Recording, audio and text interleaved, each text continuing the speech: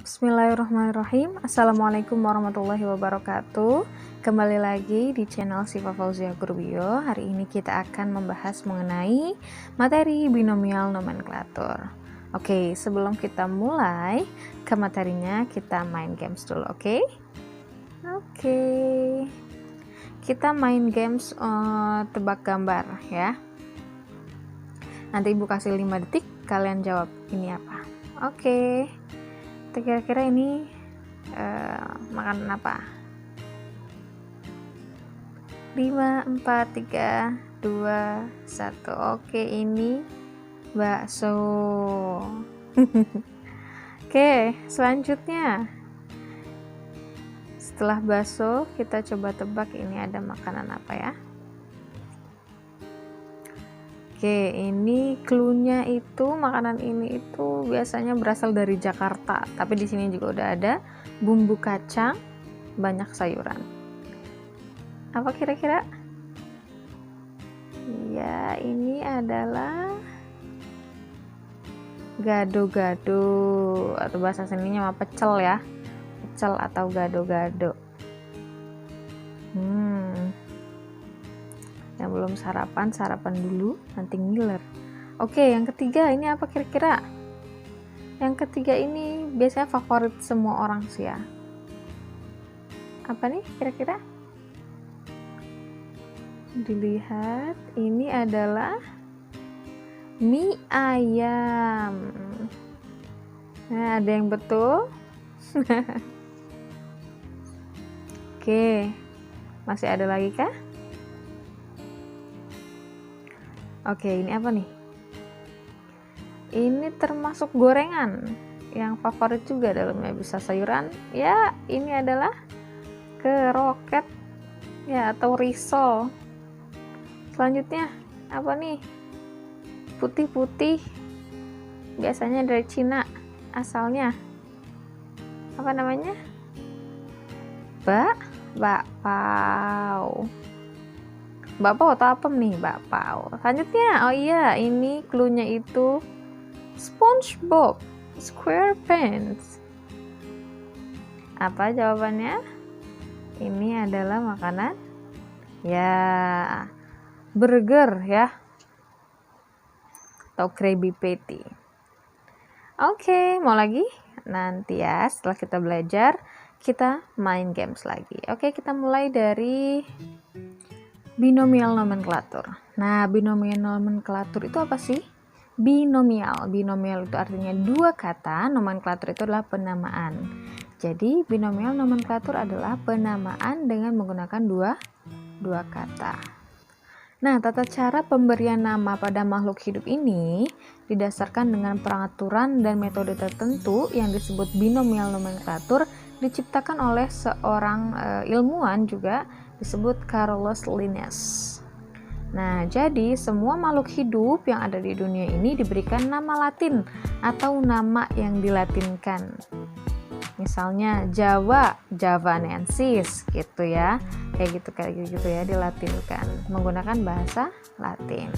Oke, contohnya di sini ada padi. Padi bahasa Latinnya ada Oryza sativa atau Oryza sativa. Apakah ada yang beda di sini? Nah, kalau dari segi namanya sama ya, Oryza sativa, tapi dari segi penulisan ini berbeda. Ada yang tegak dan diberikan underline atau garis bawah, dan ada yang miring tapi tidak diberikan garis bawah. Bisa dilihat ya. Di situ juga ada putri malu, Mimosa pudica, atau lalu di situ juga ada ayam, galus-galus, harimau, Panthera tigris, jagung, Zeamais. Yang kemarin ada padi itu Zeamais ya. Ada aja. Jadi setiap makhluk hidup itu, baik tumbuhan maupun hewan, memiliki nama latinnya masing-masing. Baik nama latin memang dari sananya atau nama dari bahasa lain yang dilatinkan. Nah, penulisan binomial nomenklatur ini juga memiliki aturan-aturan pokok yang harus diterapkan dalam penulisan nama ilmiah makhluk hidup ya. Yang pertama, kata pertama menunjukkan genus dan kata kedua menunjukkan tingkat spesies. Ya. Nama tingkat genus ditulis dengan huruf awal kapital, besar ya, dan nama tingkat spesies ditulis dengan huruf awal kecil. Nah, jika ditulis dengan huruf tegak, kedua kata harus digarisbawahi atau ditulis miring atau italik. Misalnya seperti ini, Oryza sativa. Oryza merupakan genus dan sativa merupakan spesies. O-nya itu kapital ya kan? Berdasarkan aturan yang kedua, dan sativanya merupakan menunjukkan tingkat spesies dan ditulis dengan huruf awal kecil. Tuh, Oryza O-nya besar dan sativa S-nya kecil. Bisa ditulis miring, tidak menggunakan underline, atau ditulis tegak menggunakan underline. Biasanya kedua model ini digunakan pada saat yang berbeda. Ketika kita menggunakan tulisan tangan, kita biasanya menggunakan yang tegak dan underline, menggunakan garis bawah. Dan apabila kita menggunakan komputer, kita bisa menggunakan tulisan yang dimiringkan atau italic ya, seperti itu, dan tidak usah digaris bawahi. Oke. Selanjutnya, apabila nama itu terdiri atas lebih dari dua kata, maka kata kedua dan berikutnya harus digabung atau diberi tanda penghubung. Misalnya nih, Hibiscus rosa sinensis atau Hibiscus rosa strip sinensis. Lalu, jika memiliki subspesies di bawah spesies ya, nama tersebut ditambahkan pada kata ketiga. Misalnya, Felix maniculata domestica. Itu kan 3 kan, harusnya 2 kan? Ini disebut juga trinomial nomenklatur. Bisa juga nama spesies juga menyantumkan inisial pemberi nama. Misalnya, Zea mais L, L-nya besar kan? Yang memberi nama jagung itu adalah Linnaeus.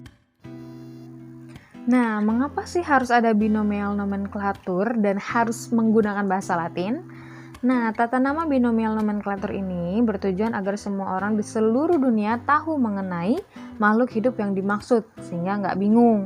Misalnya nih, di Indonesia aja ya, kalau misalnya pisang itu di bahasa Jawa kan gedang, kalau gedang itu di bahasa Sunda itu kan pepaya gitu kan, belum lagi nanti bahasa Inggris pisang itu banana gitu kan, belum lagi nanti bahasa Jamaika, bahasa Prancis, bahasa Arab, kan beda-beda ya apa itu yang disebut pisang itu. Misalnya makanya digunakanlah bahasa Latin atau penamaan ilmiah ini untuk mempermudah semua orang itu tahu apa makhluk hidup yang dimaksud, seperti itu ya, biar satu pemikiran.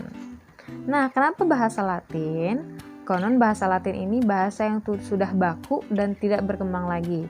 Jadi dengan menggunakan bahasa Latin, penamaan makhluk hidup menjadi tetap dan tidak akan berubah-ubah. Dari dulu sampai nanti tidak akan berubah-ubah, tetap seperti itu. Ya, sudah paham ya kenapa harus ada sistem penamaan binomial nomenklatur dan mengapa harus bahasa Latin? Kenapa nggak bahasa Indonesia aja gitu ya, biar kita gampang. Nah itu sih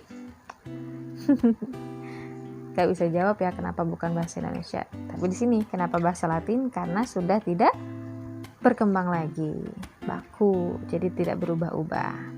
Oke, lanjut. Oke, karena minggu yang lalu itu masih banyak sekali, hampir rata semuanya mengerjakannya salah dalam hal penulisan ya, bukan namanya. Dalam hal penulisan, Ibu coba bahas di video ini. Kita coba menggunakan peraturan-peraturan pokok penulisan binomial nomenklatur tadi ya. Pertama, carilah dan tulis nama ilmiah dari makhluk hidup berikut ini dengan kaidah penulisan binomial nomenklatur. Ada 2, berarti 2 kata. Kata pertama itu genus dan kata kedua itu spesies. Nah, bisa ditulis miring atau bisa ditulis dengan underline ya. Huruf pertama di kata pertama besar dan huruf pertama di kata kedua kecil. Gitu ya, lihat ya. Oke, perhatikan. Yang pertama adalah kucing rumah ya. Felis domestica. Felisnya itu genus, domesticanya itu adalah menunjukkan spesies. Felis, F-nya ditulis dengan F besar, kapital, dan domestica ditulis dengan D kecil. Itu ya. Bisa dimiringkan, itu ketika kita menggunakan komputer, atau ditulis tegak dan di underline ketika kita menggunakan penulisan tangan. Yang kedua, misalnya kita coba ke ayam, galus-galus. Ya, itu L-nya kurang 1, seperti itu sama. Oke, Dan selanjutnya, yang nomor 2, pada tingkatan mana kucing dan harimau ada dalam satu kelompok? Nah, kucing dan harimau itu menurut taksonnya dia berada dalam satu kelompok, satu keluarga yang sama, satu familia ya, satu family lah, satu keluarga, yaitu family Felidae, termasuk kucing-kucingan. Nah, kucing rumahan termasuk small cat, dan kalau harimau itu termasuk big cat atau kucing besar. Masih satu family lah, masih sepupuan gitu ya, harimau sama kucing itu. Oke, semoga sudah paham dan mengerti dan dapat mengerjakan tugasnya dengan lebih baik lagi sesuai dengan kaidah-kaidah penulisan binomial nomenklatur ya. Oke. Baik, terima kasih semuanya. Sampai jumpa minggu depan. Wassalamualaikum warahmatullahi wabarakatuh. Dadah.